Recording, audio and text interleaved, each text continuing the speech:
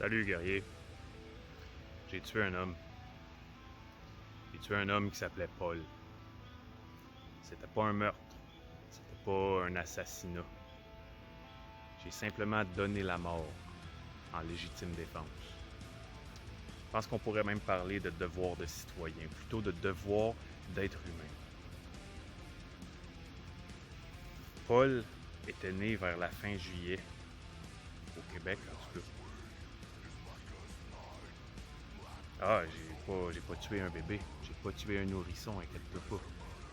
Paul est né avec tous les attributs du grand guerrier.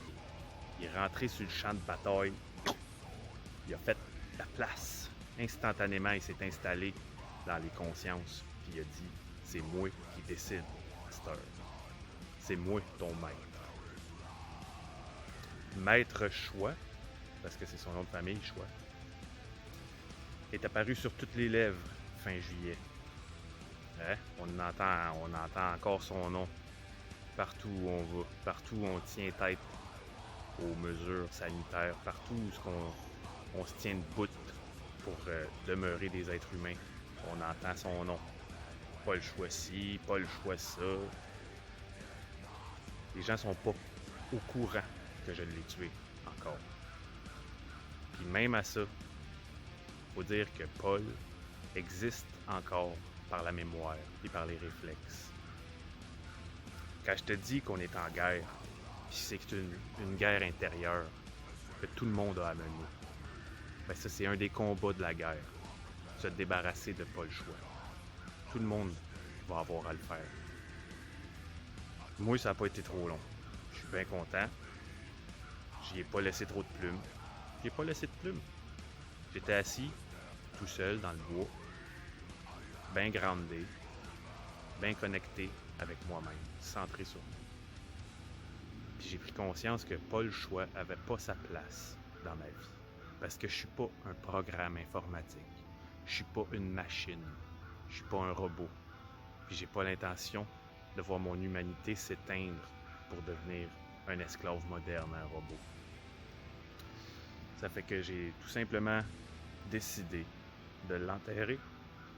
J'ai fait une belle petite pierre tombale, marquée dessus « Ici repose enfin Paul Choix ». J'ai enterré creux dans le bois par là.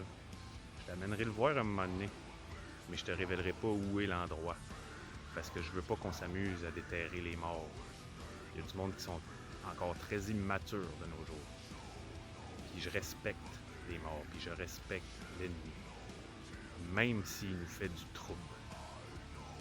C'est important de vibrer là.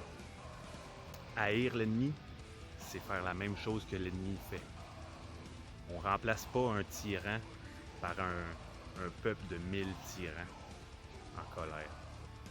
Parce que sinon, on fait juste perpétuer l'égrégore de contrôle de l'humanité qui est en place depuis des millénaires. C'est ça. Tiens-toi les pour dit, pas le choix est mort. Tu peux l'annoncer à ton entourage aussi, quand les gens évoquent sa mémoire. C'est hey, en passant, il est mort ce gars-là. Dom Denis l'a tué. Bientôt, je t'amène la preuve. Je vais te montrer sa pierre tombale. En disant ça au monde, il y a des chances que tu fasses allumer quelqu'un. Il y a quelques personnes que juste ce fait-là de savoir que Paul est mort, c'est suffisant pour qu'il allume, qu'il s'ouvre les yeux, qu'il enlève le bandeau puis qu'il voie la lumière.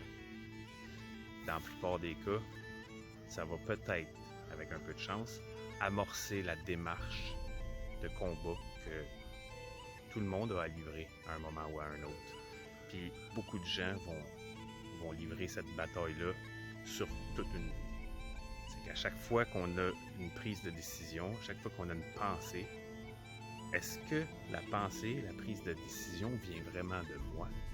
Ou est-ce que c'est la façon dont j'ai été programmé depuis la naissance qui me pousse à prendre cette décision-là?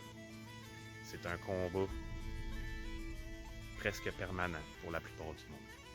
Ceux qui veulent se sortir de l'ombre, en tout cas. Pas le choix est mort. Je l'ai tué.